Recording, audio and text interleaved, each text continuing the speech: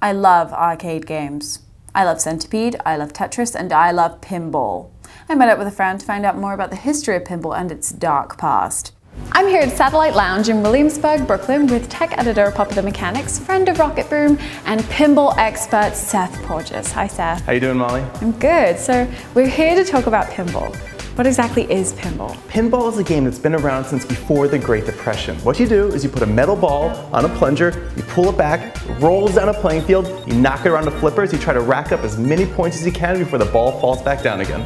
So I hear that pinball has something of a dark past. Pinball has a very dark past. Today, pinball is thought of as this really innocent, all-American, wholesome game. Didn't always be that way. It used to be this thing that was thought of as dark, insidious, evil. In fact, it was illegal in New York City, Chicago, Los Angeles, most of America for more than 3 decades.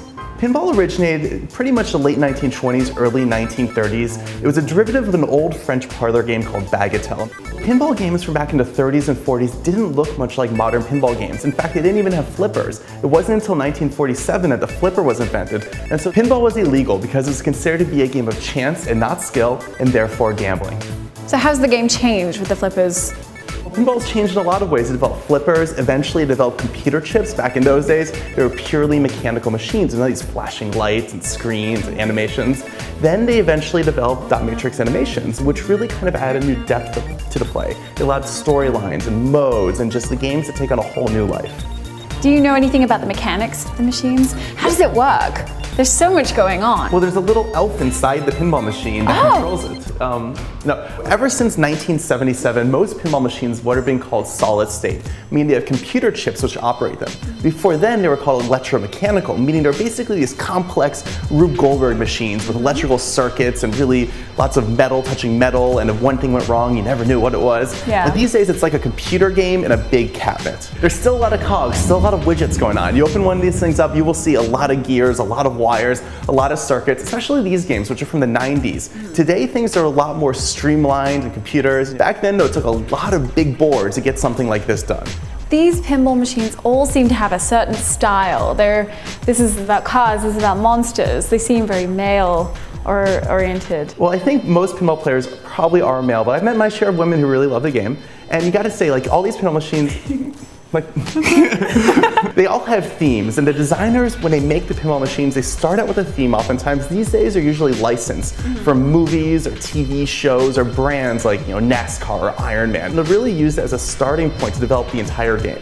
When did pinball become legal? Pinball became legal again in 1976 in New York City. This is after 34 years of pinball prohibition. In the 1930s and 40s, a lot of politicians sort of made their name attacking pinball machines. When LaGuardia came into office in the 1930s, he had a really easy time of getting rid of slot machines. Pinball machines were much harder for him to get rid of, so it became a sort of menace that haunted him for about a decade. And it became pretty much the #1 priority of his administration was rounding up pinball machines from New York City. In fact, the NYPD created pinball squads that would sweep through the city in Prohibition-style raids, smashing machines before they put them onto barges and dumped them out on Long Island Sound. So why do we play this game? What do we get out of playing pinball? Well, back in the day, people used to play it because they had a couple extra pennies left over after the breadline during the Depression. They were looking for some entertainment, maybe to win a couple extra bucks if they were lucky. These days, our reasons are much more innocent. People just want to have fun. It's a game. You want to beat your high score. You want to beat your friend's high score. And also, today everything is virtual. You have video games, you have Wii's and Kinects and all this other cliche stuff. It's fun to talk about. Pinball is a game that's highly physical. It's wild, it's crazy, it's out of control. There's no programming that can account for friction and physics and anything the ball could do. And a kind of layer of unexpectedness, of unpredictability, I think is really appealing to people. I love pinball, and I might even love it more now that I know it was illegal. I have fond memories of playing pinball as a child. What are some of yours? I'm Molly, and this is Rocketboom.